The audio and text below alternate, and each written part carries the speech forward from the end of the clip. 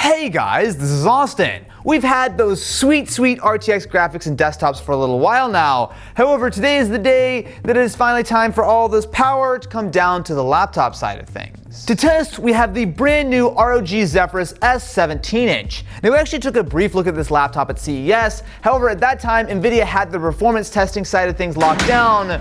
But with this in our hands, it's time to see exactly what we can get out of RTX for laptops. Here we've got the top-end RTX 2080 paired with a Core i7-8750H. Now, the main cutback going from the full desktop GPU to the laptop Max-Q edition is in TDP. Instead of having over 200 watts to work with, this has to fit in a 100 watt budget, which basically just means that the clock speed comes down. Desktop is about 1700 megahertz. This is a little bit over 1200 as far as boost clocks go. Take a look at the benchmarks though, and it is not a massive improvement, but you will see a pretty good performance bump over the previous generation GTX 1080, and especially that Max-Q implementation. Now, benchmarks are one thing, but what I want to know is what will it take to get this RTX 2080 running at a full 1080p at 144 frames per second, which is what this screen can do. Now, starting off with, let's see what we can do with Overwatch. Well, 3 seconds into Overwatch, it looks like this is no problem. We're completely maxed out on ultra settings at 1080p, and right now we're about 160 frames per second. I gotta say, Overwatch looks like a solid thumbs up on this front. Next up, we have everyone's favorite game, Fortnite. So this, I think, should be pretty easy for the 2080 to handle. Even on full epic settings, I don't think it'll be an issue. Fortnite is another game that is no problem to run, although we're a little bit closer here. We're at about, what, 100 and, I don't know, we're 120? So especially paired with that G-Sync panel, 144 frames per second is no problem in Fortnite. So now let's move on to Black Ops. So when it comes to Black Ops, I'm not super sure that we're actually going to be able to max it out fully and still hit 144 frames, but let's give it a try, I guess. I will mention that I am running this on the balanced power mode, so you can crank the fan up to turbo, but in my testing, it only gives you another couple percentage or so of performance, but it's like twice as loud, so I'm not gonna do that. Okay, yeah, immediately I can tell that we're at 100 frames per second, which is good, and to be fair, we do have a G-Sync panel, which means that it's nice and smooth, but 90, 100 frames per second, that's not what we're looking for. So all I needed to do was crank things down to high, and we were pretty much locked at 140 FPS. Next, let's see how Battlefield 5 fares. We are in the game. This is not 144 frames. This is about 50 frames.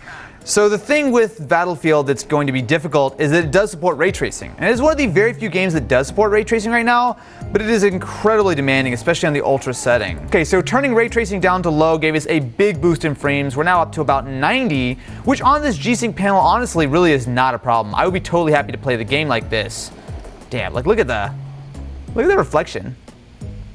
Every time I see a car, I have to go and like, oh, I should probably not do that. So this is a playable game, absolutely, but I want 144 frames per second, which means it's time to start cranking that thing down. Now that's more like it. We're about 130, 140 frames per second right now. I did have to turn off ray tracing and set everything down to medium, but I mean, we do have a very playable 140 frames per second. I mean, to be fair, medium looks totally fine, and that 144 frames per second is a big deal, but if it's me, I'm going to turn the ray tracing on and give up a few frames per second to get that extra little bit of visual. Now, gaming is great, but this also is great for content creation. So Wes, how does it handle resolve and specifically red stuff? So what we have playing here is 7 and 8K red footage playing down at quarter res, but as you can see, with a color grade on there and a few nodes doing kind of a punchier grade, it is playing back at real time, which is something that Resolve would struggle with on lower end spec. This makes a lot of sense as a laptop to use for content creation then, right? Because you've got something that's fairly thin, you do have the Pantone color calibrated display, which realistically, Well, so look, coming out of the factory, it'll be pretty good. It's going to shift over the first few hours, honestly, of use.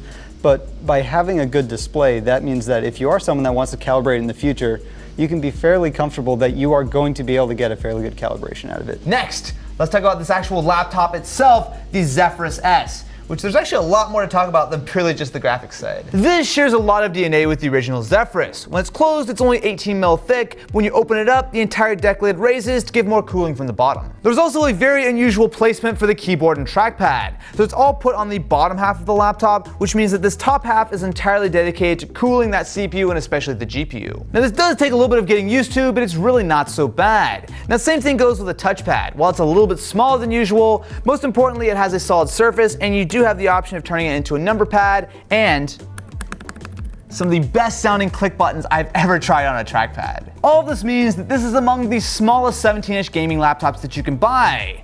That being said though, it is still a 17-inch gaming laptop. Sure, it's a little bit closer to something like that 15-inch Zephyrus that came out last year, but realistically, there's no getting around that this is a very, very big footprint for a laptop. I'll give them this though, at only 6 pounds, it is way lighter than you would expect considering that there is that full 2080 inside, but don't exactly expect to, fit this in your backpack easily. The display itself is exactly what you would expect out of a high-end gaming laptop. It's a 17.3-inch panel with a 1080p resolution, but importantly, not only does it run at a full 144 Hz, but it also supports G-Sync. You also have Nvidia Optimus on board. Usually you have to pick one or the other. G-Sync is for keeping those frame rates nice and smooth to keep any kind of tearing out, whereas Optimus allows you to turn off that graphics card when you're not using it to save battery life.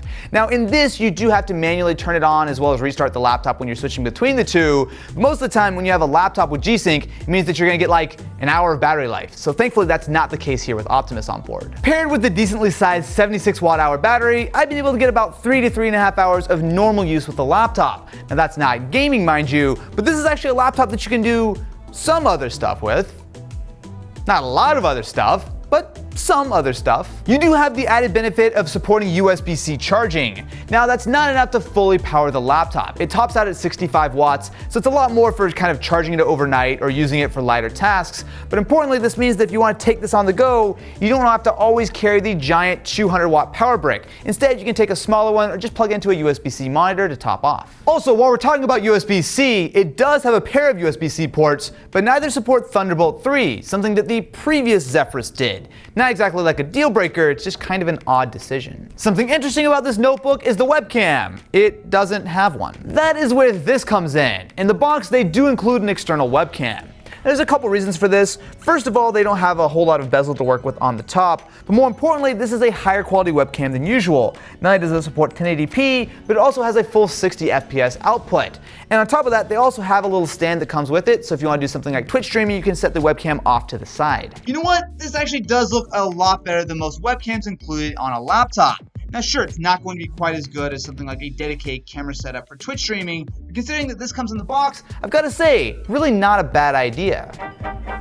Alright, not bad. So the audio is pretty impressive here. Not only do you have a pair of speakers that are firing directly at you, but on top of that, there is this awesome little wheel to control the volume. It's like what you would find on a lot of mechanical keyboards, and I love it. Like seriously, can everyone just adopt this? Like I want this on every laptop ever. Now as you might imagine, all of this doesn't exactly come cheap. The Zephyrus S starts at $2,700, and the model I have here comes in at a full $3,200.00. I don't know why I had to say 0 cents, but it just sounds more impressive that way. With that RTX 2080 Max-Q inside, you will not find another gaming laptop that's this thin as well as this light, while still giving you a full 17-inch display and importantly this much performance. Now whether it's worth the price tag is kind of up to you, but I've got to say, they did a lot right with the Zephyrus S.